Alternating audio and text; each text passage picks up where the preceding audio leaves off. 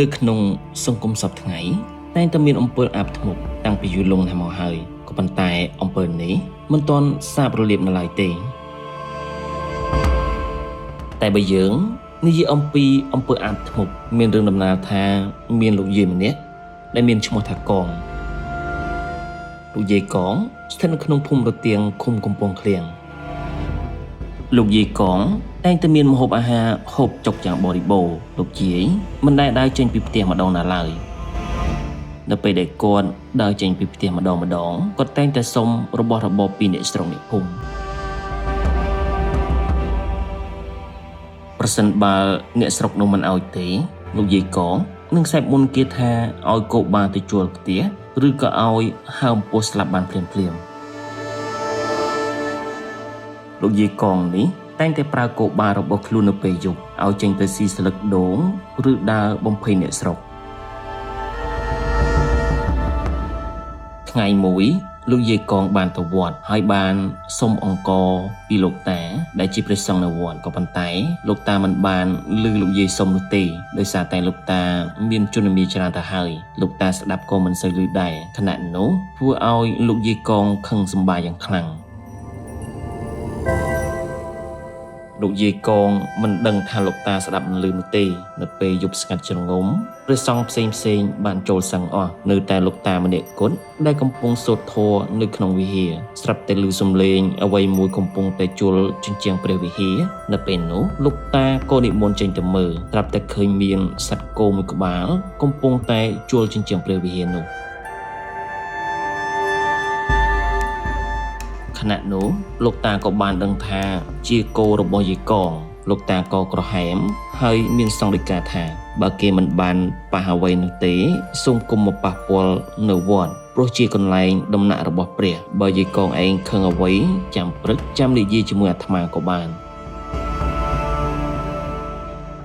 គ្រាន់តែលោកតាមានសង្ឃដីការួចហើយសត្វគោនោះក៏បានដើរឆ្ពោះទៅភូមិរទៀងដែលជាកន្លែងសំណាក់របស់លោកយាយវិញលុះដល់ព្រឹកឡើងលោកតាបានបើកទ្វារកុដិចេញមកមុខលោកតាបានស្ងាបស្រាប់តែមានសត្វកន្លងមួយក្បាលហើយចូលទៅក្នុងមិត្តរបស់លោកតាធ្វើឲ្យលោកតាស្លាប់ភ្លាមសត្វកន្លងនោះមិនមែនជាសត្វកន្លងធម្មតានោះទេគឺជាសត្វកន្លងដែលលោកយាយកងបានប្រើមក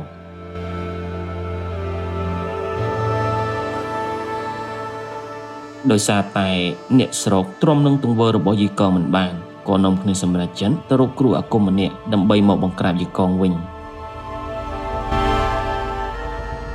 នៅពេលនោះគេក៏បានជជែកគ្នាជាមួយលោកគ្រូអាគមនិយាយរឿងរ៉ាវរបស់យាយកងប្រាប់ទៅលោកគ្រូអាគមនោះលោកគ្រូអាគមនោះបានស្ដាប់ហើយស្រាប់តែដកដង្ហើមធំហើយបាននិយាយថាយាយកងនោះមានគោបាហើយចេះអំពើធ្មប់ខ្លាំងពូកែដោយមានបល័យសំកាំងនិងបល័យអាប៉ោះធ្វើឲ្យគាត់មានស្បែកតាន់ធ្វើអ្វីគាត់មិនបានទេ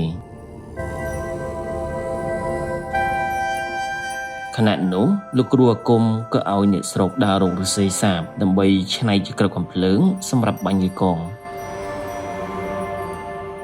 ជាការពិតណាស់យាយកងបានដឹងពីគម្រោងរបស់អ្នកស្រុក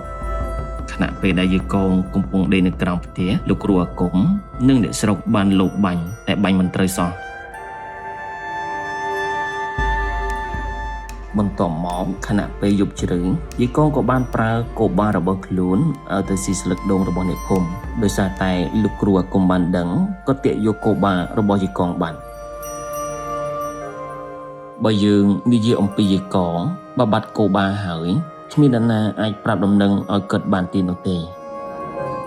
វេលាមួយយាយកងបានអស់កម្លាំងហើយក៏បានដេកលង់លក់អស់មួយស្របស្រាប់តែលឿនស្នូគ្រាប់កំភ្លើងយាយកងងើបមកក៏ត្រូវនឹងគ្រាប់កំភ្លើងឆ្នៃនោះហើយក៏បានស្លាប់ភ្លាម